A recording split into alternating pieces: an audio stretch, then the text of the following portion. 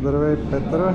Как се чувстваш в пространството на Ларгото, където е античният град на Сердика и много други забележителности? Ти откриваш една подходяща новогодишна и коледна изложба. Здравей, Ради! Радвам се, че си тук. Първо се чувствам много добре, защото това е като част от Пловдив, тези разкопки тук, в близост. Второ е в центъра на София и след това съм в центъра на събитията с тази прекрасна концепция изложба 360 градуса съзнание. Има провокация в заглавието, има провокация в картините ни. Ако трябва да кажа какво е съзнанието, то е безкрайен кръг, който ни обгръща. Той е като един ден, който преживяваме.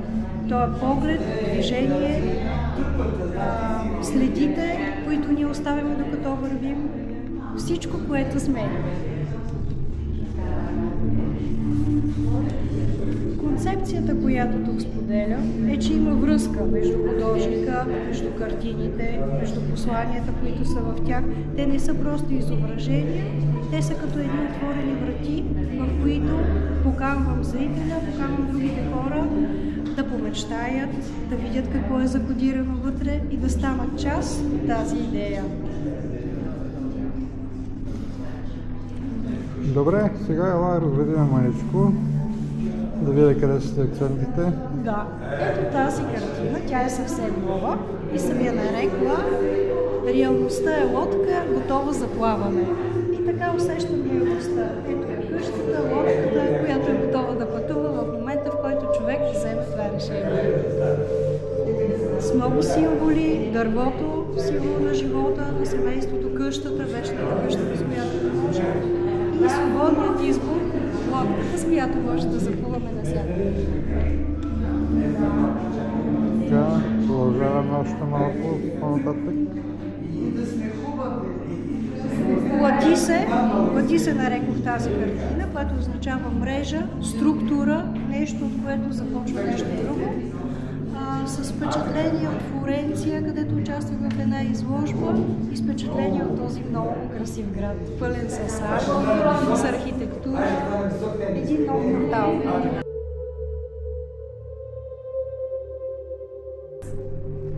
Бъдещи изложби, това преживяване ще продължи да се развива чрез използването на различни елементи и инструменти, предназначени да задълбочат сетивното и емоционалното ангажиране на публиката. Конективният транс се случва, когато зрителя спре да гледа на произведението на изкуството като на нещо далечно и започне да участва чрез собствената си чувствителност. Това е малка вътрешна промяна. Виждане с тялото, с дишането, с емоцията. Така че, преди да се приближите до картините, отделете малко време. Усетете пространството, въздуха, светлината. Кингът не се стреми само да покаже нещо, а да отвори канал за връзка с всеки, който го наблюдава. И когато тази връзка се осъществи дори за миг, ние навлизаме в това, което наричаме свързващ транс. Състояние, в което естетиката се превръща в емоция, където възприятието се превръща в диалог. Затова ви каня да разгледате без бързане. Нека всяка картина ви говори в свой собствен ритъм. Може да няма единно тълкуване, но винаги има споделено преживяване. Това да се чувстваме част от един и същ акт на съзерцание.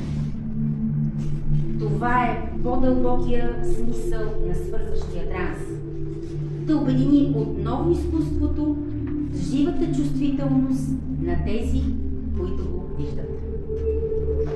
Сега че отново сте тук с мен в новата изложба, новата идея и концепция.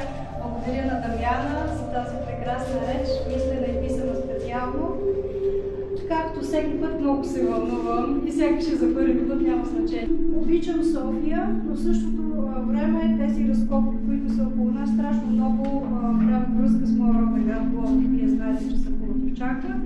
И тази галерия ме кара да се чувства много уютно и много приятно. Тази изложба, позаглавена 360 градуса съзнание, силата на надеждата допринесе за утехата на духа, за възраждането на добротата чрез моите картини. Нека това преживяване бъде нежен полъх във вашата памет. Благодаря ви от сърце за присъствието.